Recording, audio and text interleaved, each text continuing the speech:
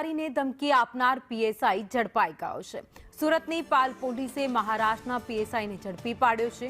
પીએસઆઈએ મહિલા બેંક કર્મચારીને ધમકી આપી હતી। મહિલા કર્મચારીને ધમકી આપી 2.5 લાખ રૂપિયા પટાવ્યા હતા।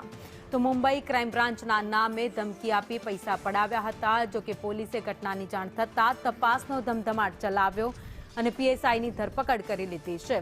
પીએસઆઈ રણજીત કાસલે નોકરીમાંથી સસ્પેન્ડ થયો છે।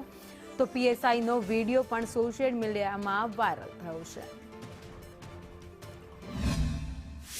સુરત પાલ પોલીસ દ્વારા મહારાષ્ટ્રના સાયબર ક્રાઇમમાં ફરજ બજાવી ચૂકેલા પીએસઆઈની ધરપકડ કરી છે। રણજીત કાસલે પીએસઆઈ નામ છે, જેમણે મહારાષ્ટ્ર સરકાર દ્વારા ફરજ ઉપરથી સસ્પેન્ડ કરવામાં આવ્યા હતા। રણજીત કાસલે છે તે મહારાષ્ટ્રના સાયબર ક્રાઇમ પોલીસ સ્ટેશનમાં ફરજ બજાવતા હતા અને ત્યારબાદ તેઓ અહીં સુરત આવીને સુરત શહેરના અલગ અલગ વિસ્તારની આવેલી જે ચાયની દુકાનો હોય, રેસ્ટોરન્ટ હોય, તે તમામ જગ્યાઓ ઉપર જે છે તેઓ જે છે તોડપાણી કરતા હતા અને જેની ફરિયાદ પાલ પોલીસ સ્ટેશનમાં નોંધાઈ હતી। પોલીસ દ્વારા તાત્કાલિક કાર્યવાહી કરીને તેમની ધરપકડ કરવામાં આવી છે। મેડમ શું કહેશો, કયા પ્રકારની કાર્યવાહી કરવામાં?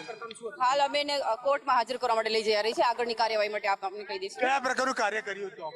આણે પોતાની ઓળખ મુંબઈ ક્રાઇમ બ્રાન્ચ તરીકે આપેલી અને બેન પાસેથી 2.5 લાખ રૂપિયાનો તોડ કરેલ છે અને એમને કીધું કે તમે કોઈને કહેશો તો હું તમારું એન્કાઉન્ટર કરી દઈશ।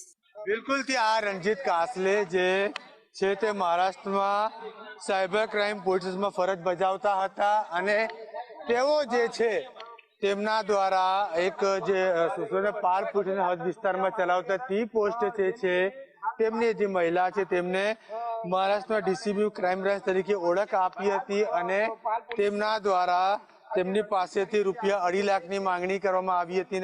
તમે પૈસા ન આપશો તો તમારું એન્કાઉન્ટર કરી દેવામાં આવશે તેવી ધમકીઓ આપી હતી। હાલ તમે પોલીસના જપ્તામાં જો આ ઉભેલા એક આરોપી જે છે તે રણજીત કાસલેને જોઈ શકો છો।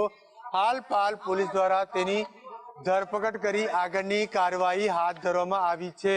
કેમેરામેન અજીત પટેલ સાથે જયેન્દ્ર પાંડે, સંદેશ ન્યૂઝ, સુરત।